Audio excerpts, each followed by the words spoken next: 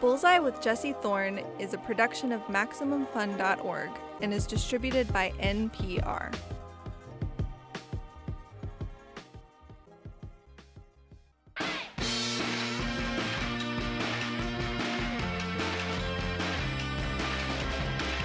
Coming to you from my house in Los Angeles, it's Bullseye. I'm Jordan Morris, in for Jesse Thorn. I'm the co-host of Jordan Jesse Go here at Maximum Fun, and I'm also a comedy writer. I created the fiction podcast Bubble. I am really excited to be here. My guest Rob McElhenney created what is about to be the longest-running live-action sitcom in American history, ever. The name of the show is, of course, It's Always Sunny in Philadelphia, a sitcom about the misadventures of 5 truly awful but kind of lovable Philadelphians. And while the characters don't really grow or change as people, the show's grown in popularity with pretty much every season. So, how do you top that?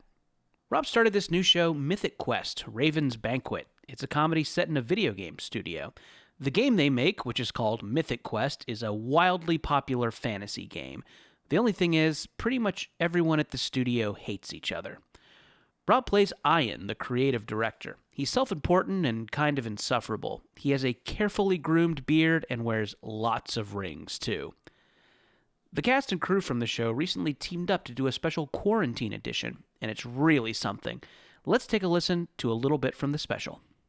In this scene, Ian is on a call with Carol, played by comedian Naomi Ekperigin. Carol, who works in HR, has to relay some negative feedback from Ian's employees. I've received some reports about bizarre behavior. Well, it is the video game industry, Carol. There are a lot of nuts there, and they're probably ready to crack. Although, one person in particular that I'm worried about is Poppy. There's something going on there, I can tell. The reports have been about you. Ian, you can't send personal videos to your employees with the subject line, mandatory viewing. Well, those are meant to be inspiring. Really? Sometimes everything is wrong when the day is nice. Hold on.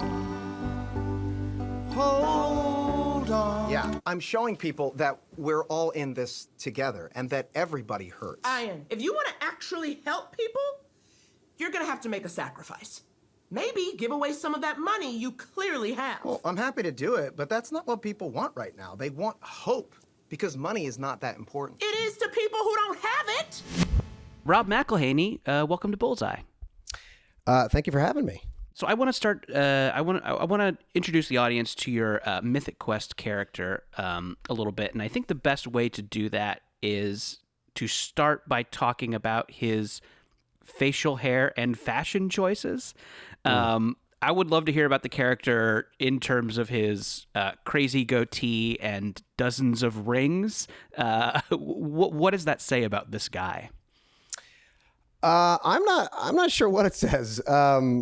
I just noticed that as in doing my research of a lot of the creative directors in the industry, they had a very common look. There was a lot of big, thick, bushy beards and a lot of jewelry. So I thought, well, that'd be fun.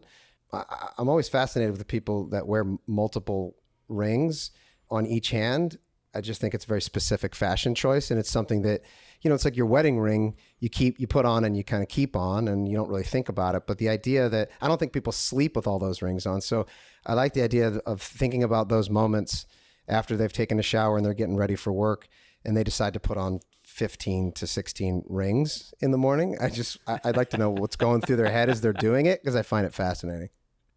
Yeah. Talk about the people you researched to prepare for this role. Well, it started when I went up to Ubisoft, which is one of the biggest game developers in the world, and they have a development studio up in Montreal. And to be honest with you, I wasn't 100% convinced that I wanted to do a series that took place in that world. They actually approached me because they were fans of Sunny, and they said, "Hey, we're looking to do something in this space. Would you be interested?" And I said no, actually, and I kind of passed. And then they said, "Well, look, will you just take a trip with us up to the studio and meet some of the people, because it's a really fascinating workplace environment." And when I did, and I got up there, I think it was about 15 minutes into the tour, where I excused myself and I called Charlie and I said, "Hey, I think we have a show." because it's just a fascinating environment. What did you see in those first 15 minutes that said, we can make a comedy from a workplace where people are mainly sitting at computer terminals? Well, I saw passionate people, number one, and people who really, really cared about what they were doing. And that's always a fun starting place, because that allows for conflict, especially since everybody is there for the same goal. They have a common goal, which is to make a game, a very specific game, and therefore they have a love of games. So everybody that's there has so much in common, insofar as they love video games, they love this particular game. This is the game that they're all working on. However, everybody has a different role. And there's so many different departments. It's not unlike our industry, where you have multiple departments coming together for under the same banner for the same common goal. Yet everybody has different ideas of how to achieve those goals, and nobody's right and everybody's right. And especially if you have talented, driven people, you're going to have lots of opinions, and the clash of those opinions is where you get the best work, and it's also where you get the conflict that drives the comedy. Before you started making Mythic Quest, how much did you know about the world of, gamers and video games and kind of all the stuff that's getting parodied in Mythic Quest? Nothing.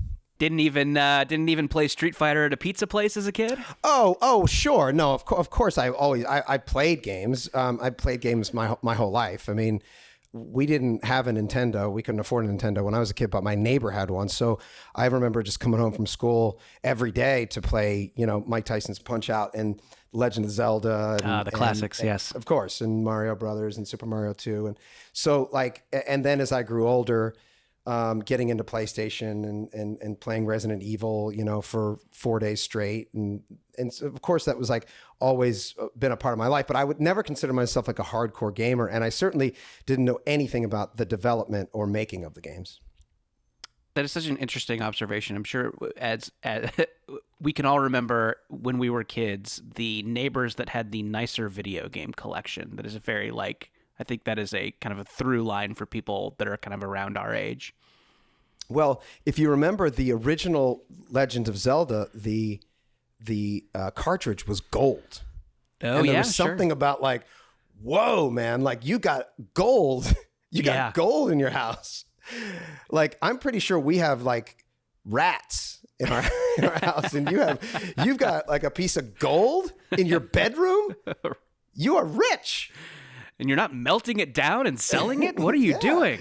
Why are you still living in this row home in South Philadelphia? Melt it down and go get a penthouse somewhere.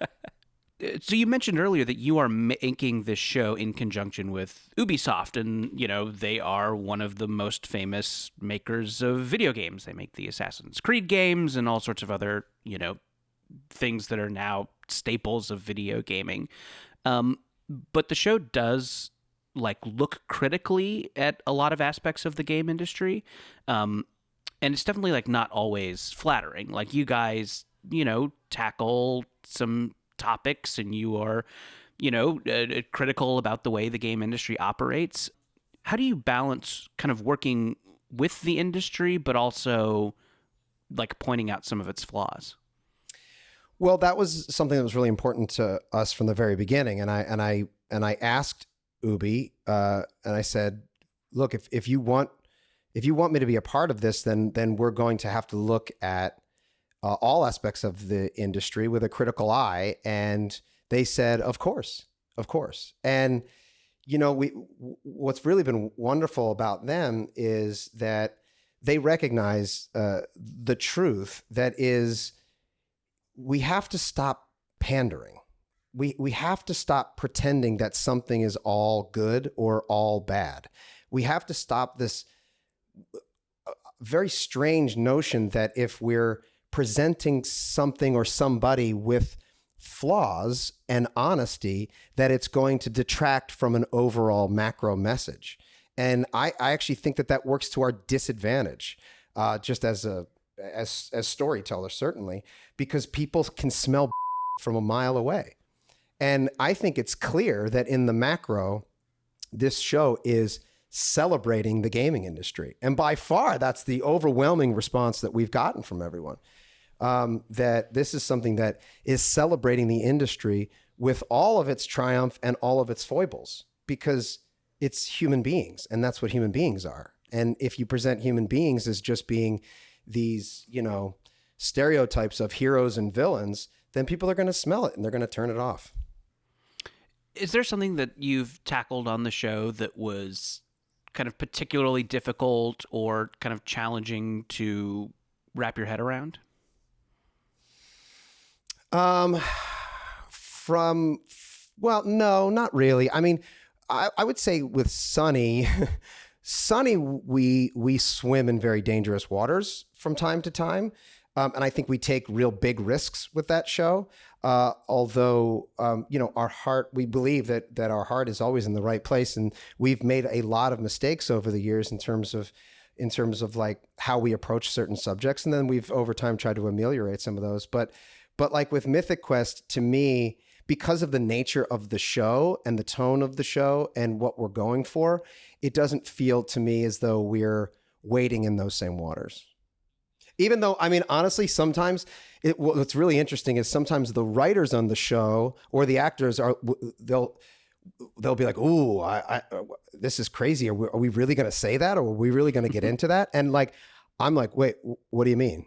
And they're like, "Well, that's like that seems like really out there." And I'm like, "Oh, right." Like my governor, my internal barometer for like what's pushing the limits of what people will accept in a comedy, it's just been like demolished by Sunny. Like I feel like on Sunny we go so far, and that's the nature of the show, that sometimes I forget, like in a civilized, like if we're going for a certain audience, they're going to be clutching their pearls at a place where I would have no idea what anybody's talking about. Is there something from Sunny? It's interesting that you mentioned, kind of, now that the show's been going on for as long as it has, like you have an opportunity to kind of like, correct some things that you wish you had said differently or done differently. Can you think of any specific ways in which the show has done that? And yeah, I'd just love to hear a little bit more about kind of looking at your past work and either revising it or commenting on it. Yeah, well, one thing we have a character that we introduced in the first season who is a transgender person, and we were referring to her.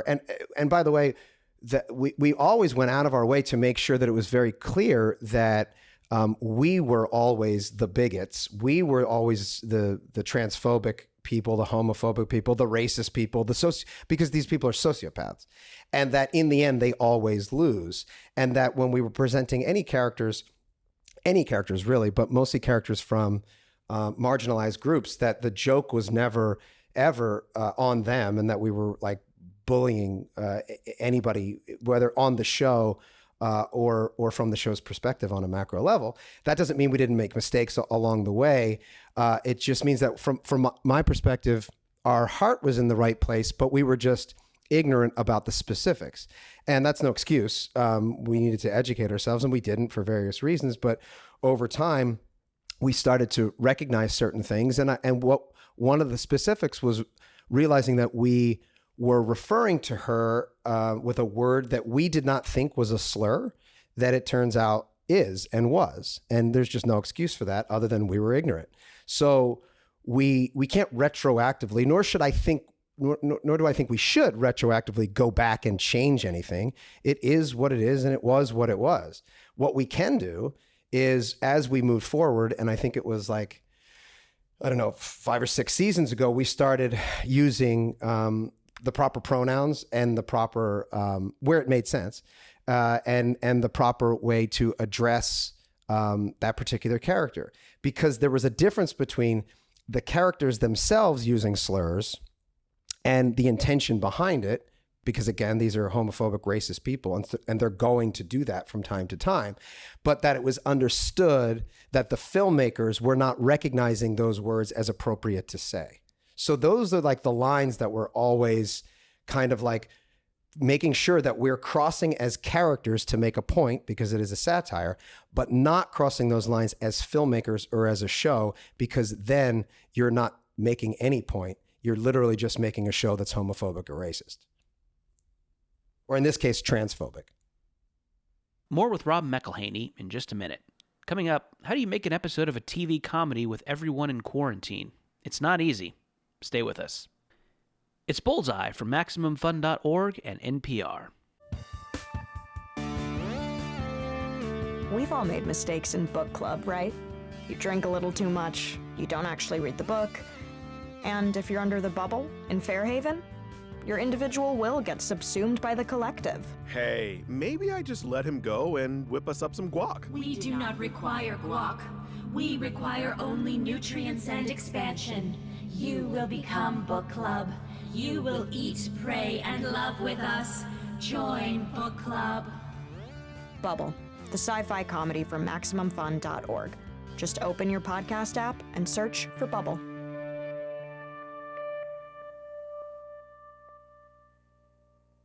Actress Tracee Ellis Ross is used to people talking about her age a lot. And she's okay with whatever people say.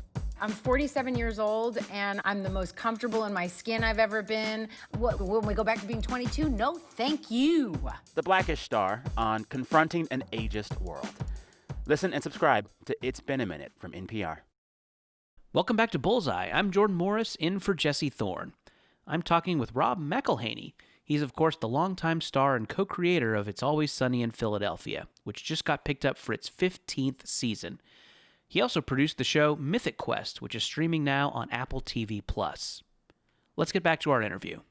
I would love to talk about the quarantine episode of Mythic Quest that is now available there on Apple TV.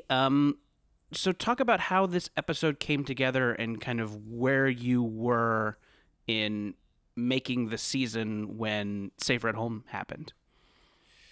So we were in the middle of shooting the first episode of season 2, and it was, I believe it was a Wednesday, and it was becoming clear that we were going to have to shut down at some point, even though that was not the messaging we were hearing from our leadership. We still felt like this was important, and it felt like I can't. We had a scene on that Thursday that was supposed to be in a theater where Ian and Poppy are addressing 2,000 people, and we were going to have about 500 extras there, or 500 background actors there, and I just thought that's just socially and ethically irresponsible. So I'm making the call, and we just shut the whole thing down. So that was it. We went home thinking, okay, I guess, in a couple of weeks, we'll just wait it out and then we'll just return. And obviously that's not what happened. So then as the months went by, we were just brainstorming on ways in which we could just get the crew paid for a few weeks. I mean, that's really what we were going for more than anything else, which was just get everybody paid. So how do we do that? And then we just started brainstorming an idea that we could do an episode in quarantine. We had seen a couple of other shows that were doing it and thought, all right, well, they're first. So we have to make sure that we want to do something that feels like of the show and also feels like, we elevated it and could make sure that it felt like a premium episode of the show, so that if you were to watch it, 5 years from now, it wouldn't seem like we shot it in quarantine. And that we use this interface of the telecommunications device to as a creative choice, not as a limitation, not because it was a limitation. I would love to hear about how you wrote the episode. I'm kind of assuming that like pre-quarantine Mythic Quest had a fairly typical what you think of when you think of a TV writer's room.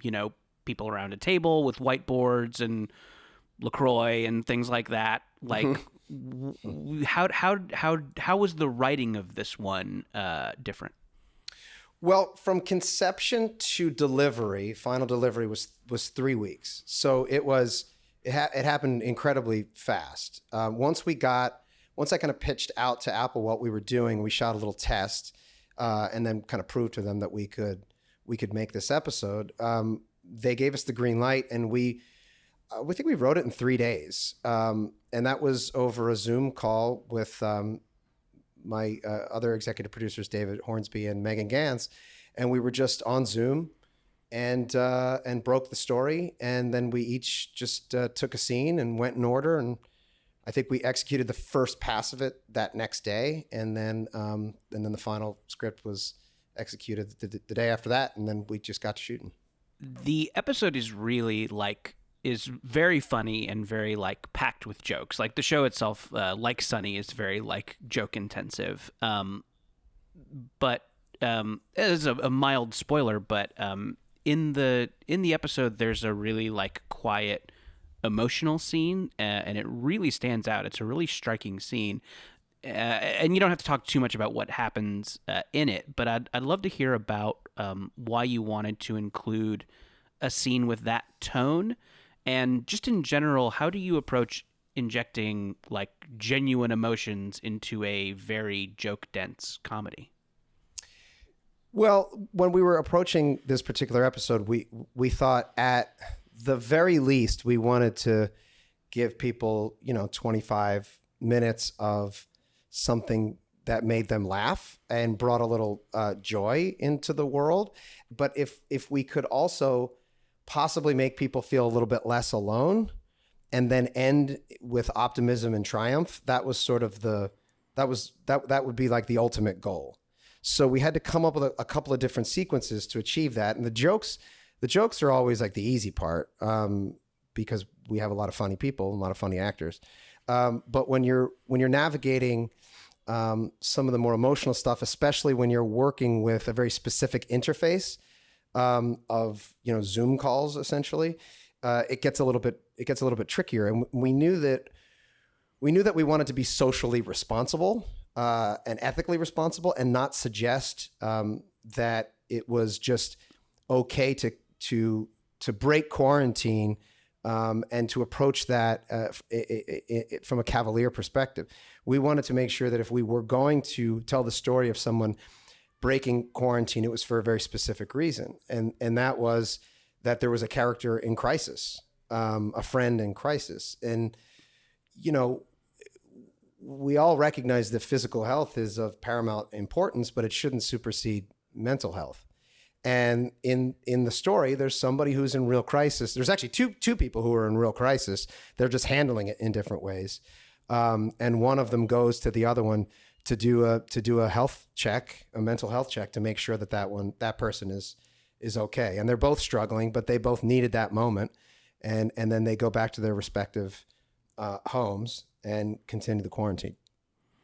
Yeah, something I think the episode does really well that you kind of touched on is it is showing how different people are dealing with this very weird, intense thing that's happening. You have a character with kids who are driving her crazy, but you also have, Poppy, who is alone, and she's a recent immigrant, so her parents are in another country. And I would just love to hear how you personally are dealing with this. Are you doing the quarantine hobbies of bread baking and starting a podcast, or are you coping in other ways? Yeah, I mean, look, this is something that we wanted to address in the episode, and to make and just run at it head first, which is that, I some of us, and I'll speak for myself, I'm incredibly fortunate because I've had a television series for the last 14 years, and then this one, that it's afforded me some luxuries that the vast majority of people don't have. And when you're in these kinds of circumstances, having a little bit more space, having a yard, having the kind of home that allows for us to be able to shelter in place and shelter at home in a more comfortable manner, right? Like that has allowed, and we obviously recognize that and have a tremendous amount of gratitude for it, and are respectful of the fact that not everybody is in that position. And so I just thought, as we were approaching this, I'm like, I'm going to be showing my house, right? Like on this television show. And do I want to expose my level of privacy? And what is the message that I'm trying to send? And what is that going to say? And I think that we just decided to just go head first into it. And that if we could tell the story of someone who is very fortunate, but doesn't realize it, because that's what we've been seeing a lot of. I've seen a lot of people of great privilege and affluence complaining on social media, at least prior to the last few weeks, complaining about, having to clean their toilet. And I've like reached out to people like, yo, hey, shut the up. Like everybody cleans their own toilet. Everybody in the world, except for one, like 0.001% of the world cleans their own toilet. Do not complain about that. Shut the up. And I thought, wow, maybe that's a way in. Maybe this guy, right, like has all of this privilege and opportunity to actually experience this in a much easier way than everybody else, and doesn't know it, doesn't realize it, and is just completely tone deaf as he talks to his employees. Yeah, I think the clip we played to start the episode has a really funny kind of parody of the inspirational social media stuff that celebrities have been doing. I think your character thinks he's helping the world by what song does he sing in that? Everybody Hurts. Everybody Hurts. Yeah. Yeah. Yeah. What is it like seeing that stuff come out? And so it's born out of, look, if you break it down, what the guy is saying is, I'm trying to say, look, we're all in this together, right? Sure. So your heart is in the right place, right? Like, of course, there's nothing evil about that. It's just he's also doing it in conjunction with not really recognizing that, yeah, everybody hurts, but you're hurting a little bit or maybe a lot less than everybody else. So maybe there are alternatives. And he just, as a character, is not really recognizing that and hasn't made a true sacrifice. And that's kind of the journey he's on for the episode. I'm Jordan Morris. You're listening to Bullseye. My guest is Rob McElhenney. So recently, I think that Always Sunny was named the longest running sitcom in American history. Did you know that milestone was coming up? It wasn't named that. Give us some credit. That's a fact. Sure. It is that. That's a straight up fact. Yes. It was named that because it is that. Because it is that. Yeah. Well, it will be that. Yeah. We were picked up for season 15, which once we shoot that, it will be the longest running live action sitcom of all time. Yes. But there's a caveat to that, we don't like to talk about too much, which is back in the day, they were doing 22 to 25 episodes a season of a show, which is infinitely more harder than doing 10, which is what we do. That said, we've been doing it a long time. Yeah. Did you, how did it feel when you knew that was going to happen? I don't know that I really think about it in terms of like records or whatever. It's just fun. I love making it. I love making it. I love that people watch it. Our audience grows every year and has since season 4 or something like that. Season 3, like it has grown. It has grown. And I kind of can't believe that. It's just that it just continues to get exposed to more people through the various platforms. And our feeling is, if we're still having fun, FX wants to keep making it, we can still stretch and grow creatively and do weird different things and not feel like we're just rehashing the same year after year. And the audience is there and they still love it. Why would we ever stop doing it? the characters on Always Sunny don't change a lot. They're they started the show as bad people and they are still bad people. Is that a challenge or an asset when you're writing a new episode? I would say it's an asset because it allows for us to reset each individual episode and start from scratch. And because they never learn or grow or change in any way, they're just basically just clay. And they will always, at the end of every episode, crush themselves back into whatever they've built up into another piece of clay to be molded again, and then smashed again at the end, because they'll always lose. They'll always lose. They have to lose. Otherwise, the show deviates from what we believe is like its touchstone. And that's how we're able to address a lot of the things that we do. And it's clear, I hope it's clear, that we as the filmmakers are changing and growing and learning and trying to be better and do better, and that the characters don't. And that allows us to have this, sorry to keep using like mixed art metaphors, but like a new canvas each week that we can paint and then destroy, and then paint and then destroy. And it's just allowed us this opportunity to do it for 15 years. I think we have time for one more question. Maybe this is just a little bit more of an observation. As someone who plays a lot of video games, something I appreciate about Mythic Quest is that the game that they're making looks fun. Like, I want to play the game that they're making, and I think that's really important for its authenticity. Yeah, how much time did you spend, making sure that the game looks like a game? A lot. Yeah, we really, I knew that once we got into this world and agreed to do this show, that we needed it to feel authentic. I think everybody recognizes that nobody wants to see a show about actual video game development and the minutia of it on a day-to-day basis. It would just be tedious, to your point earlier about like people staring at a screen. What we care about are human beings. But that said, and their relationships, the power dynamics, working together, all those relationships. But that said, we knew that it needed to feel authentic, and that people in the gaming industry would smell from a mile away. So how do we do that? Well, at every turn, we had as many people and members of the community come in to speak with us in the room and to consult with us. I mean, we even have people who have worked in the dev industry on the writing staff, and people who work in the gaming industry on the writing staff.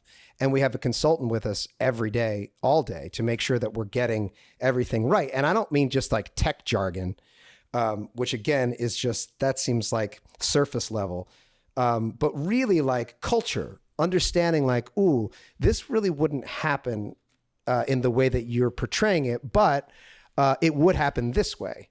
And I think that's when something can really start to feel authentic, when it's not just, let's just use a bunch of buzzwords.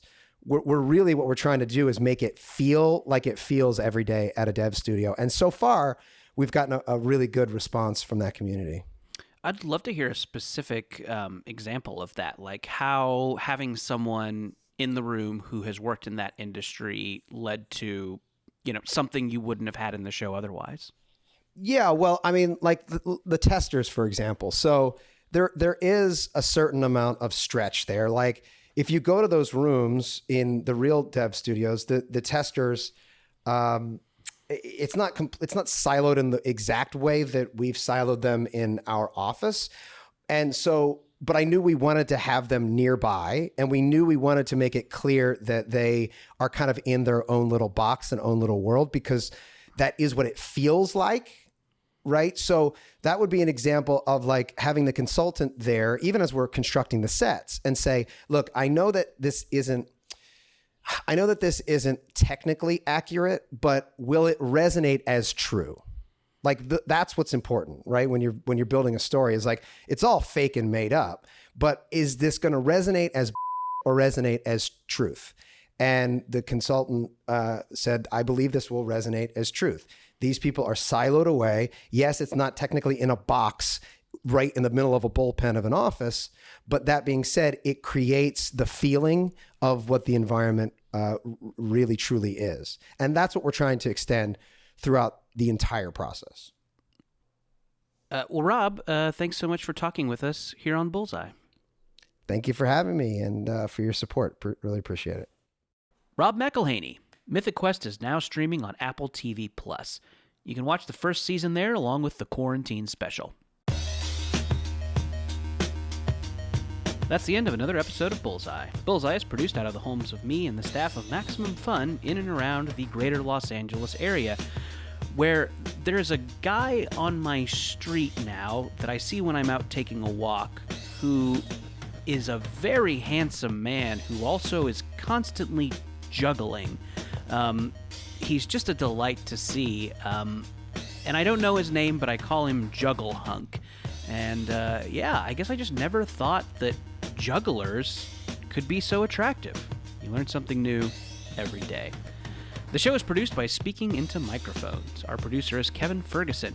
Jesus Ambrosio is our associate producer. We get help from Casey O'Brien and Jordan Cowling. Our interstitial music is by Dan Wally, also known as DJW. Our theme song is by The Go Team. Thanks to them and their label Memphis Industries for letting us use it. You can also keep up with the show on Facebook, Twitter, and YouTube. Just search for Bullseye with Jesse Thorn. And I guess that's about it. Just remember, all great radio hosts have a signature sign-off. Bullseye with Jesse Thorn is a production of MaximumFun.org and is distributed by NPR.